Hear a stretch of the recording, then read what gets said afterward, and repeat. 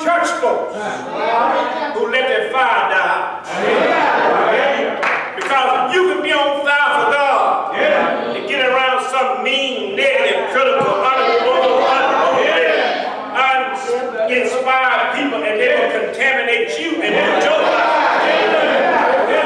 But do the best, your best, to keep the fire burning.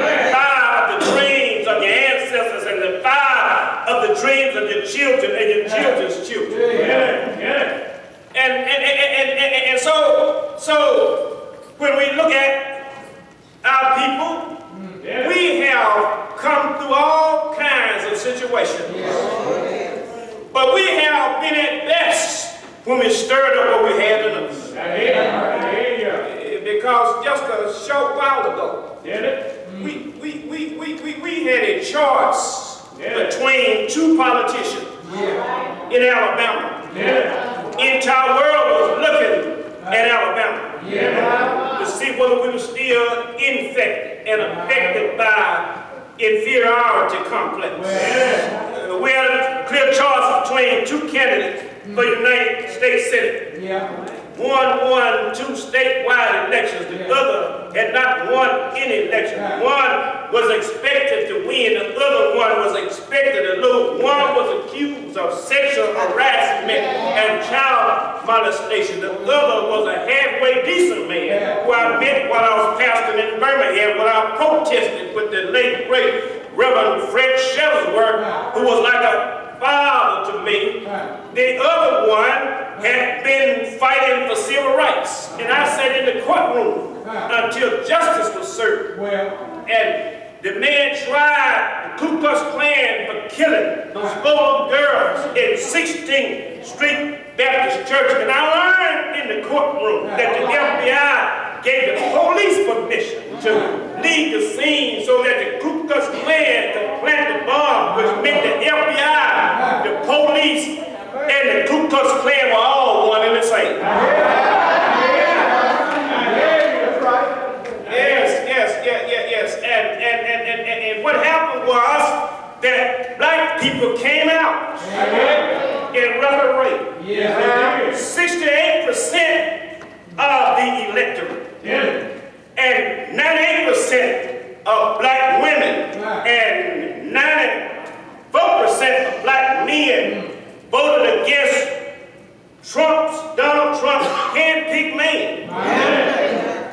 And we were able to win that election because we stirred up what God had put in us. Yes. Let me tell y'all something. We can do whatever we want to do if we stir up what we have in us. And the man that won, he didn't win because he was so good looking. He won because of organizations like the Alabama Democratic Conference, where T.C. Chair had organizations in 67 of Alabama's 67 counties. And we partnered with the black church and was able to turn that vote out. And let me tell y'all something. You know, we got to stir up our faith. Because our faith is the foundation of God in us. Simply because in biblical history, when a nation's morals went down, it was just a matter of time before that nation went down with its morals. It is our faith that has been the moral consciousness of this nation. America is as good as it is because of the black presence in America. Throughout our sojourn in America, everything morally wrong in America, the black church had to change it. Our faith has been like leaven in the bread in American morality. And that's why black history, black church history is not adequate taught in public schools, because we have been lied to about black history. And we've been lied to about everything else. And most of us don't know, including most black school teachers and black administrators, don't know that Southern white folks never stopped fighting the Civil War. That's why they always have a Civil War fighting to take back our rights, including our civil rights and our voting rights that our praying ancestors has fought, bled, and died for. Look how close that election was in Georgia when that brilliant, beautiful black woman, Stacey Adams, ran for governor and they stole that election. They've made a consistent and deliberate attempt to keep us from knowing our history. Because in 1894, the period called Reconstruction, when black people had made tremendous gains, built colleges, accumulated wealth, had become congressmen, senators, prominent politicians, and leaders, white women from former slave masters and Confederate soldiers assisted by the Ku Klux Klan formed a group called the United Daughters of the Confederacy. They launched a movement in the public educational system that public education would only be taught to glorify Confederates who was haters and traitors. They were responsible for 1,728 Confederate statues, 772 monuments in 23 states, 300 monuments in Georgia, Virginia, and North Carolina, over 100 schools named after Confederate generals like Robert E. Lee and Confederate President Jefferson Davis. 80 counties named for Confederate, 9 paid holidays in 9 states, 2,600 symbols of battlefields, museums, cemeteries, military forts, and an uncounted number of streets named after Confederate devils.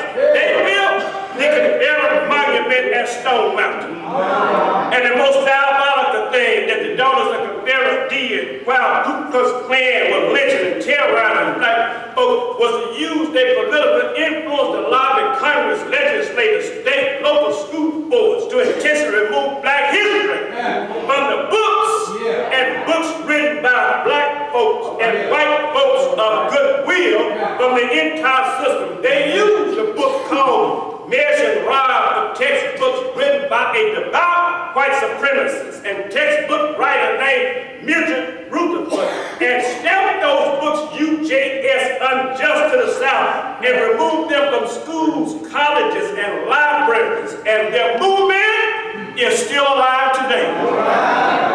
Simply because the small segment of the black church history that we call civil rights movement, led by Dr. Martin Luther King Jr., other black leaders here in the state of Alabama, was 13 long years. It was a movement longer than the American Revolution. Longer than the American Revolution and the Civil War combined. However, it is not taught in the public school system because there's a crowd that don't want our children to know the history of their struggle. And if they don't know the history of their struggle, how can they continue to struggle? And when you don't know where you came from, you will never know where somebody is trying to take you back to where you were.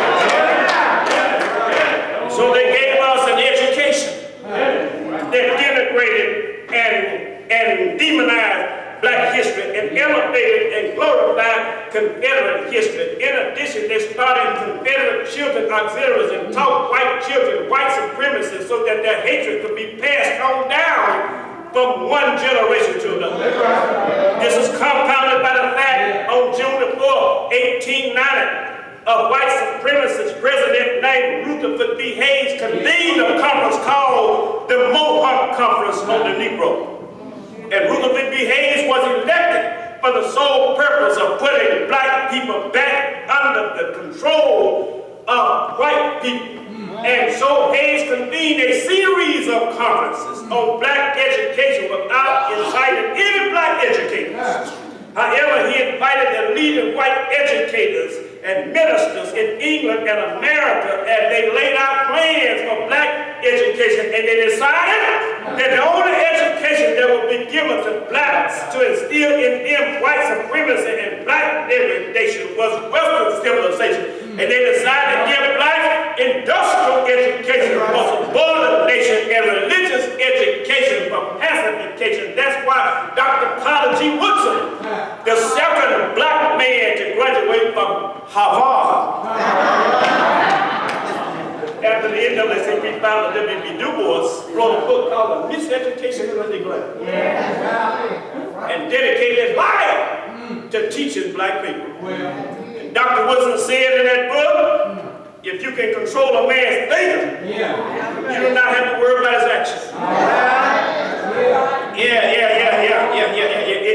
If you control a man's thinking, you don't have to worry about what he's going to do. He said that you teach the man he's inferior. You don't have to tell him to go to the back door of bus. He said that his nature would demand one. If there's no back door, he will go there and cut a hole and go there himself. And that's what's happening to our young people, Brother Ray. They're miseducated. That's why they get into hip-hop before they get into holiness, get into pistols before they get into prayers, get into prison before they get into prayer, get into jail before they get into Jesus. They get messed up before they can get blessed up. Because they have been miseducated. And the process begins early in the formative years. It begins when the children are in elementary school. And black children learn to color by coloring with crayons. And the white crayon is the crayon that's called flesh. And this gives is a subliminal psychological message that the only flesh that matters is white flesh.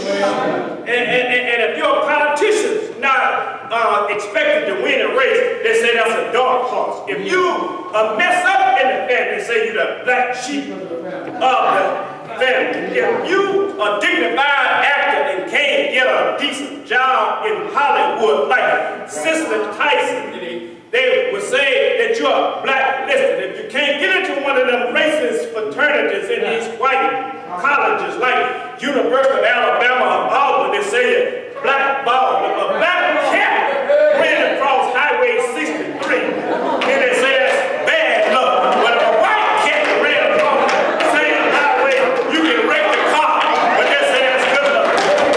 When the white folks lost the money on Wall Street, started jumping out of windows, tall buildings, and they call that black money. Well, black folk didn't have nothing to do with it. Because black folk didn't have no money to lose on Wall Street, didn't have no money to lose on Y'all Street. And you go downtown, Alexander City, and you get a cake that tastes so bad, smells so bad, that it tastes like it's been cooked in gasoline. But just because the cake is white, they say that's angel food cake. But you go down to the same store, get a black cake that tastes so good that it makes your mouth water so hard until it pop out your mouth and slap it in the back of the head and knock the brains down in the floor. When the undertaker comes, you'll still be smiling, but just because the cake is black, they call it a devil food cake.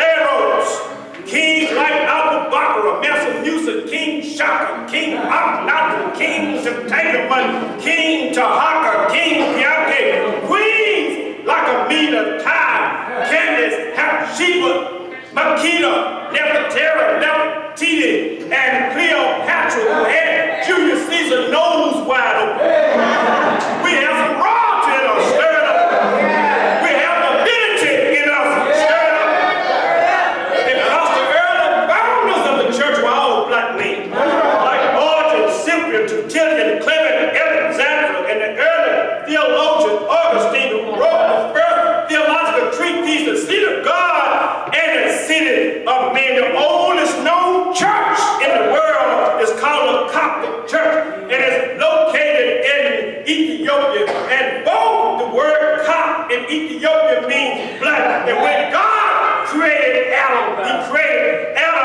the Garden of Eden, which is in Africa, because the Bible tells us that there were 4 rivers that came out the Garden of Pishon, the Gihon, and Havilah, and the Euphrates, and the Pishon and the Gihon is the upper and lower Nile rivers that run through Egypt and Ethiopia. And don't let nobody fool you that Egypt is not in the Middle East.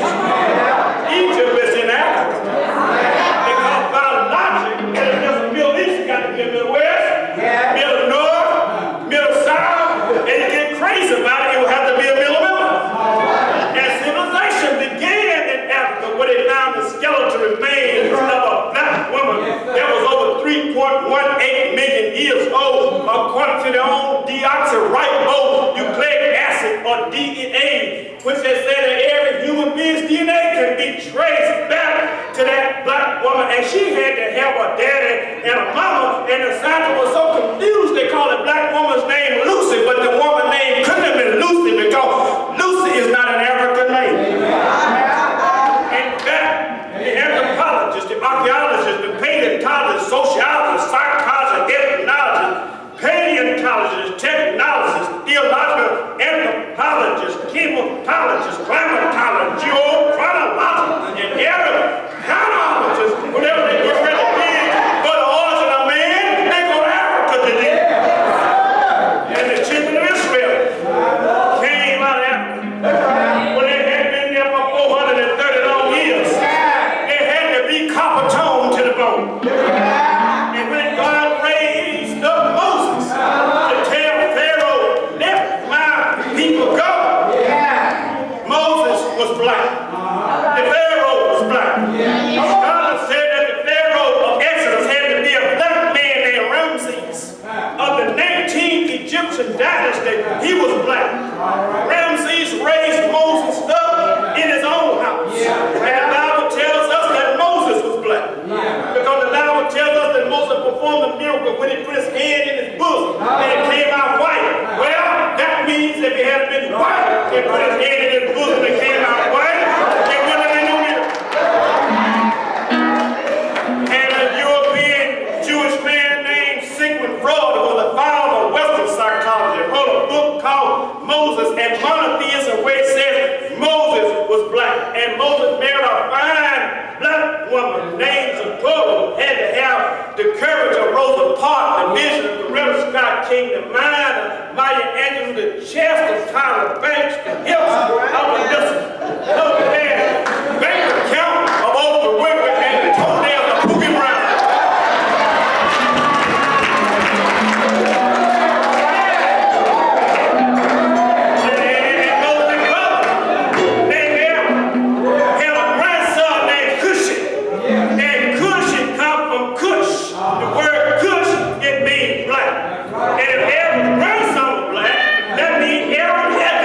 Moses put Aaron over all the priests of Israel. That means all the priests of Israel were black.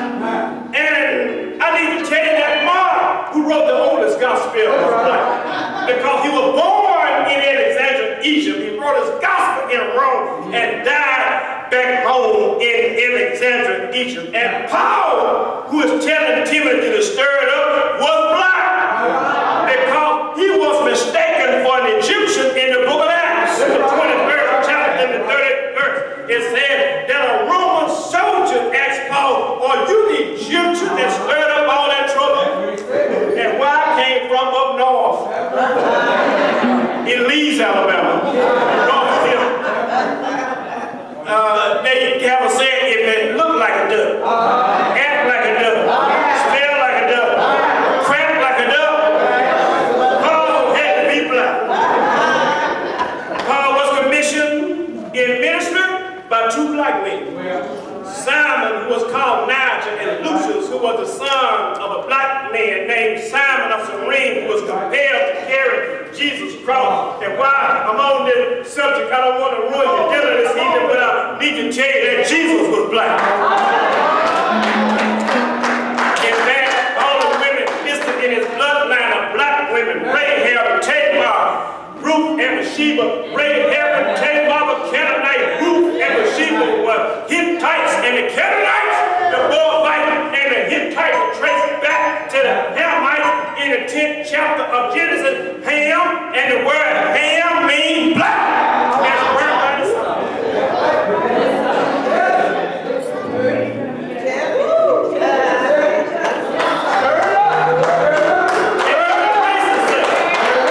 Even the racists say, if you got one drop of black blood in you, you're black.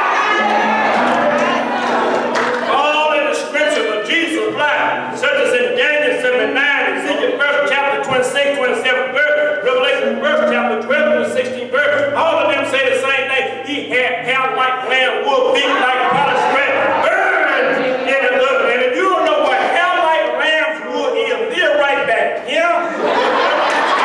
The kitchen. Pass that weed, pass that weed, pass that temporary permit. You don't have all the damn money.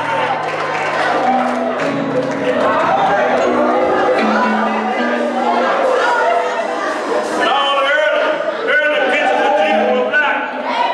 Pope Julius II commissioned Michelangelo to change those pictures on the 16th chapter and incident from black to white, and later on, Raphael and Leonardo da Vinci was commissioned to do the same thing, but all over Europe, in Russia, in Switzerland, in Czechoslovakia. All of these places have got black Madonna, black Marys, and black Joseph. And as I speak to you right now, the Pope in Rome has got a black Madonna, a black Mary, and a black Jesus. Yes, sir. Yes, sir. And that's why I'm so proud to be in the black church. The